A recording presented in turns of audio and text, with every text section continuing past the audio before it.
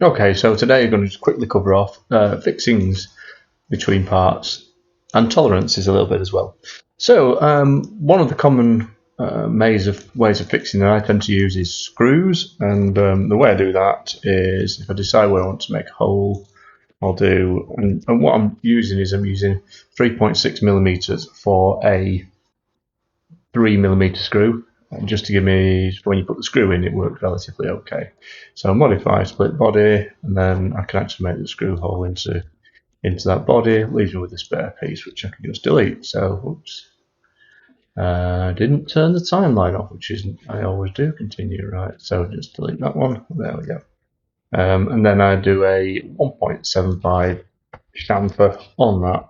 That gives me a countersunk hole through the top body of which I want to go into.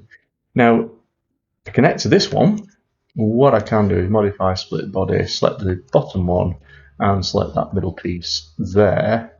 What that does, it cuts the same piece out at the bottom. Now, a couple of options on here. The first one, which I'm using quite commonly at the moment, is reducing that hole from 1.8, which is 3.6 millimeters, to 1.4, which is 2.8 millimeters. So 2.8 millimeters on a 3mm screw bolt actually gives quite a nice self-tapping hole and a really solid connection.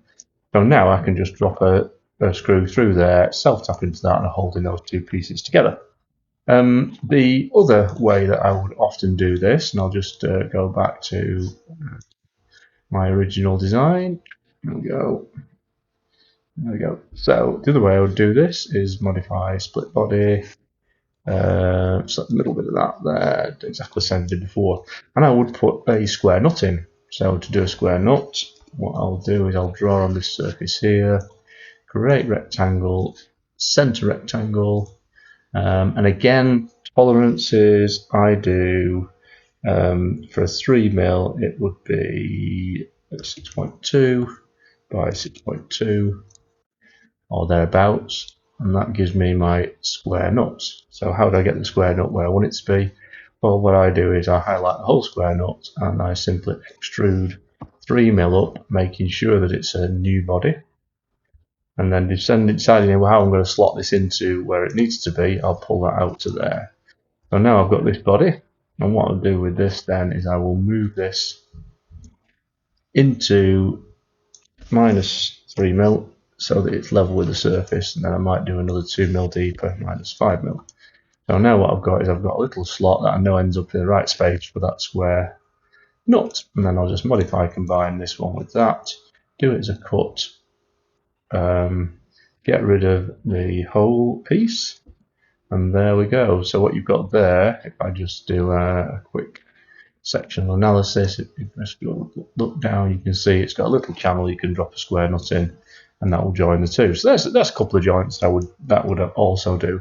The other ones that I would tend to do is side-to-side joints. That's joining this piece to, say, this piece here. So simple one, we can use filament, which I quite like. It's literally drawing I tend to do 2mm holes because of 1.75, but you do get some tolerances. You can even go to 2.2.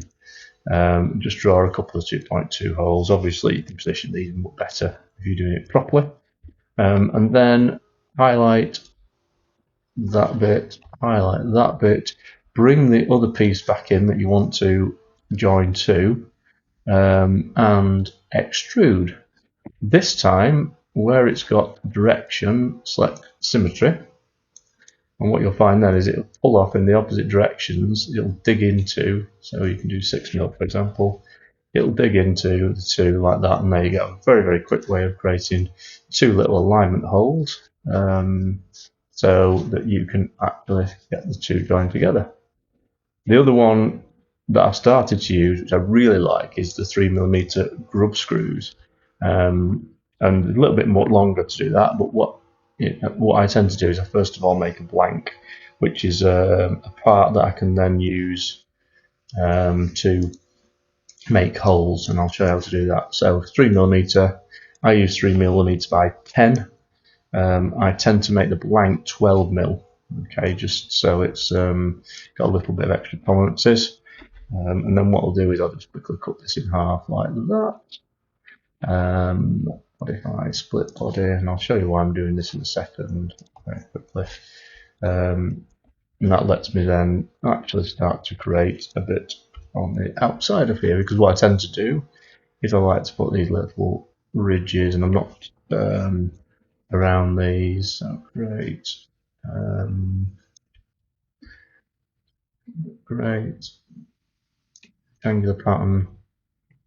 So this is a blank that I'm creating for the grub screw, and the reason I do this is it just gives me a bit of extra grip on the inside when you glue these things in. So there we go. Okay, you can play around with these tolerances, but effectively you do the full size grub screw, you create these things here like that. Oops. And then create revolve. I'm sorry, it's under solid, isn't it? Create revolve. And then choose this as the axis like that. There we go. And that joins that. Okay. And then you can pop the other one back here. Where's the other one back? And I just, I think I deleted the other part. I'll just delete the middle bit. Right. So that gives me, now that gives me a much bigger space than the actual original grub screw. And then what I can do, you see, is grab this little part here, move it into the body, 6mm, so it's about halfway. And then what I'll do is I'll cut and paste it, so I've got two of them. Bring the body in, so I'm going to join these two bodies, and then modify, combine this and this as a cut. Bring the other part back, get rid of this one, modify, combine this and this as a cut, and there we go. And you've got two holes either side which fit together, and that's pretty much how we join things together. Only a quick video.